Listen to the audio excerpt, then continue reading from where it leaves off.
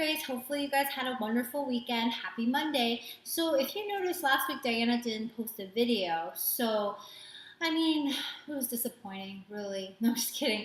So she's back in New York now. So last week she was really busy trying to catch up with everything and also trying to pack and her last minute to do in Taipei. And half the stuff she brought back is for me. So I really can't complain, hold it against her that she didn't have time to make a video because she'll be back to it this week, I'm sure.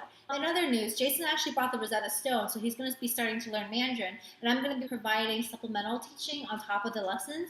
We actually went over the first lesson yesterday, and it was rather interesting to see the same words kept on coming up, but just in different combinations. So I think it just really challenged him to really listen to the words, and hopefully this really helps him. And I can't wait for him to have a very strong foundation in Mandarin, because I would love it if our future kids, if we have any, speak Mandarin, because I think it's so useful to have a second language.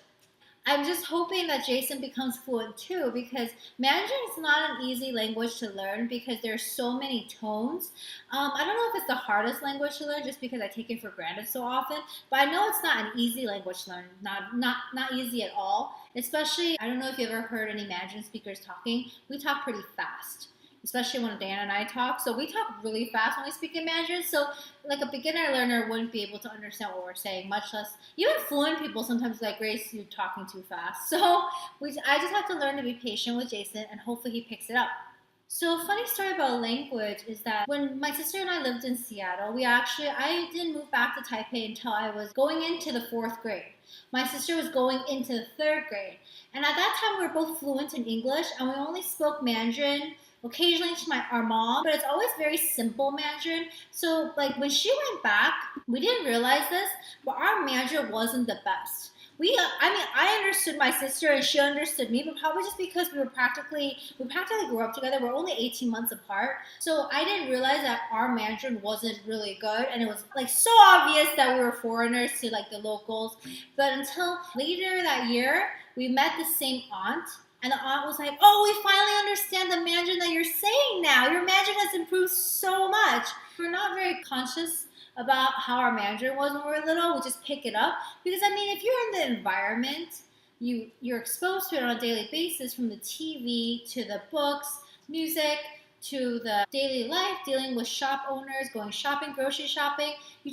It's just all around you, so you start picking up general words and stuff. I actually learned how to read Mandarin because all the shows, all the TV programming and movies in Taiwan come with subtitles. It's just a natural thing. It's not a caption situation where you put on a closed captioning. And in the States, how it's terrible because closed captioning sometimes is the worst thing ever. First of all, it doesn't match up to what they're saying. Second of all, sometimes it's not even available. Or it's like 5-second lag, like the person is talking and like later it comes up as closed captioning. That doesn't happen in Taiwan. In Taiwan, the Mandarin subtitles are literally lined up to whatever the person is saying at the time. So it's literally a great learning tool, because when you're watching TV, the person is speaking and the character is right there. So literally it's like matching up. The whole time, someone is teaching you, someone is speaking to you, so you see me, I, love, eat, meals, food. Like you see those characters, and it just starts, like the same characters being seen over and over again. You start to memorize the characters.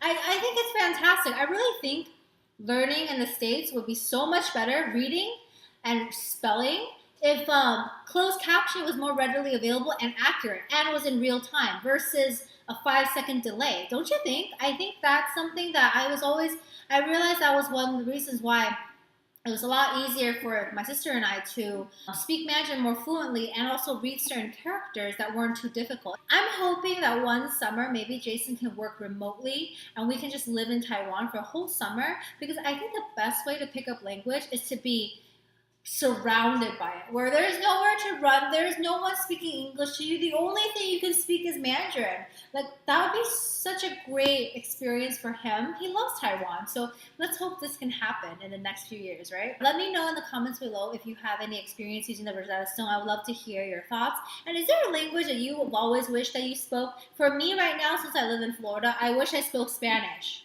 I really do. I think it would help a lot.